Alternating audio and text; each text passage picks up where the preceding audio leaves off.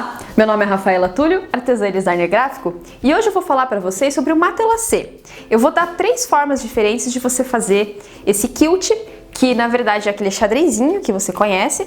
É a maneira mais fácil de fazer um quilt. Ele vai prender bem o tecido na manta e vai deixar um trabalho bem bonito. Então vamos começar? Puxa a vinheta!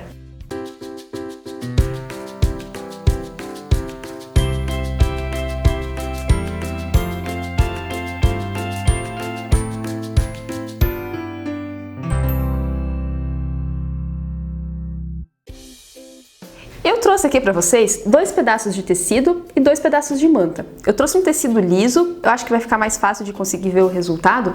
Nesses 2 tecidos eu vou mostrar as 3 formas. Um deles da maneira mais tranquila, com a régua, e no outro eu vou misturar 2 pezinhos de máquina para vocês verem a diferença. A gente vai pegar aqui a manta, com o lado da cola para cima, e a gente vai prender com o ferro. A gente vai começar fazendo com a régua. A gente vai precisar do giz, esse que apaga com o ferro. Então eu vou começar aqui fazendo um risco no meio. Eu gosto de fazer um risco, passar uma costura para depois fazer os outros. Eu acho que assim ele fica mais firme, o tecido não entorta tanto, então não tem o risco de fazer aquelas bolinhas, assim, aquelas pregas no meio do matelacê. Essa primeira forma que eu vou mostrar para vocês, eu gosto mais de utilizar quando eu faço o matelaçado na reta industrial. É mais rápido de fazer. Quando eu uso a doméstica mais simples, eu prefiro usar os pés de máquina. Mas eu vou mostrar a diferença certinho para vocês. Então aqui a gente vai usar um ponto normal, eu gosto de deixar um ponto um pouquinho maior. Aqui na minha máquina eu tô no 4, com a agulha centralizada. E a gente vai passar por cima dessa linha. Antes de marcar os outros riscos, eu vou passar o ferro de novo nesse tecido. Vou fazer os quadradinhos 4 por 4, então eu vou vir aqui com a régua, vou marcar 4 a partir do risco e vou riscar. E vamos passar uma costura em cima de cada uma dessas linhas. Terminada essa primeira parte, antes de nós fazermos as linhas contrárias, vamos passar o ferro nesse pedacinho de tecido para tirar essas ondulações que formam, essas bolinhas. Quanto mais retinho o tecido ficar, mais bem acabado vai ficar o nosso matelacê. Para esse matelacê ficar bem certinho, a gente tem que formar um ângulo exato de 90 graus entre uma costura e outra. Para fazer isso, a gente vai pegar a nossa régua e vai escolher uma linha aqui, ó, e vai passar essa linha bem certinha em cima de uma das costuras, antes de passar o giz. E a partir dessa linha, nós vamos fazer as outras. Então, 4 centímetros, sempre tentando colocar ali uma linha por cima de uma costura já feita, pra gente conferir se todos vão ficar bem retinhos. E vamos passar uma costura em cima de cada uma dessas linhas. Eu gosto de começar sempre com a linha do centro, depois fazer para um lado, depois virar a peça e fazer para o outro. Uma dica bacana para você dar um bom acabamento é, enquanto a máquina tá passando a costura, você vai puxando um pouquinho assim para fora o tecido, sabe? Para ele evitar de fazer um prega quando chega próximo a essa costura que já tá feita. Então isso vai ajudar a fazer um matelaçado mais bonito.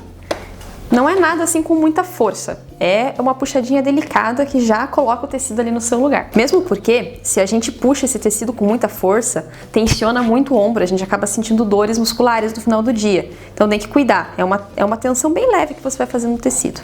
Pronto, agora para finalizar, a gente só vai passar o ferro novamente. Você tem que passar bem o ferro para tirar toda a marca de giz que ficou no tecido. Essa primeira forma de fazer eu gosto mais quando eu uso a máquina industrial. Quando eu uso a máquina doméstica, eu prefiro usar um desses 2 pezinhos aqui que são próprios para o matelacê. Então agora eu vou fazer um novo sanduíche e vou misturar, usar os 2 pezinhos para você ver a diferença. O começo vai ser igual.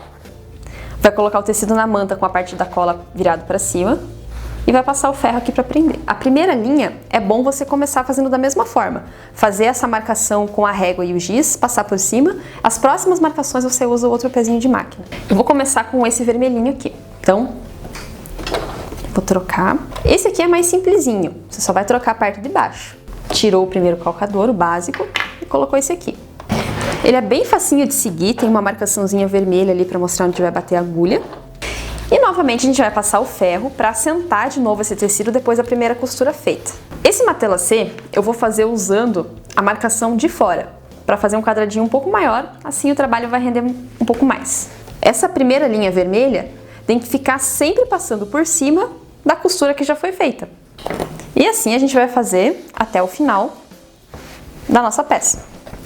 Então agora o outro lado eu vou fazer com esse outro calcadorzinho aqui. Primeiro a gente vai passar um risco com a régua aqui e o giz. Daquele mesmo jeito, a gente vai pegar uma linha e vai deixar bem certinho em cima de uma das linhas da régua para ficar perpendicular. Vou trocar o pezinho aqui para vocês verem.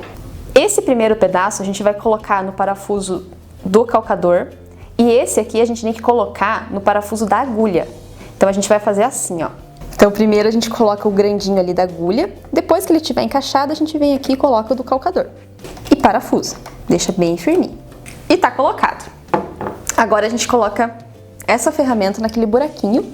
Então agora pra gente medir, para você ver como que mede o tamanho desse pezinho, a gente vai fazer o seguinte, ó, vamos colocar nessa parte pronta a agulha. Não precisa fincar ela no tecido, mas ela tem que estar em cima aqui de uma costura já feita. E a gente vai regular esse pedacinho aqui, ó, que é solto, para ele ficar bem em cima da próxima costura.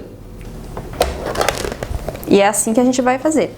Agora, vamos fazer aqui essa primeira marcada. Quando vocês forem usar esse calcador, vocês vão perceber que ele faz um barulho bem grande. É porque ele é mais forte. Ele tem um mecanismo aqui para segurar bem o tecido. Então, para você fazer peças maiores, esse pezinho é o ideal. Você percebe que esse aqui, ele é muito bom, mas ele cansa mais pra gente fazer. É ideal para peças menores. Peças grandes tem que ser essa carrocinha aqui. Agora é o seguinte, para fazer a próxima linha, a gente tem que passar a costura, sempre deixando esse pedaço da ferramenta passando em cima da costura anterior. E é só isso. E vocês também vão notar que esse pezinho aqui é bem mais rápido do que o outro. Então agora, para finalizar, a gente vai passar o ferro para tirar essa marquinha do giz e assentar bem o tecidinho. O tecido liso, ele aparece mais do amassado, ó, dá pra ver aqui que ficou amassadinho. O ideal, mesmo depois que você termina o quilt, é você espirrar, borrifar um pouquinho de água antes de passar o ferro. Aí ele fica 100% lisinho. Aqui eu não trouxe hoje o sprayzinho para passar, então depois eu arrumo isso aqui, quando eu for usar a peça. E lembrando também que a gente sempre vai fazer o matelaçado numa peça maior do que o molde que a gente vai cortar. Então as peças ficaram assim, ó. Uma delas eu fiz com um quadradinho menor e a outra maior. A minha indicação é que quando você for fazer uma peça menor, tipo uma carteira, uma necessairezinha, você faça um matelaçado assim, menorzinho também. Se você for fazer uma peça maior, você coloca um matelaçado também maior para que fique proporcional. Então é isso, pessoal. Eu espero que vocês tenham gostado desse vídeo. Se você gostou, deixe o seu like e não esqueça de se inscrever no canal. Até o próximo Costuristas da Rafa. Tchau, tchau!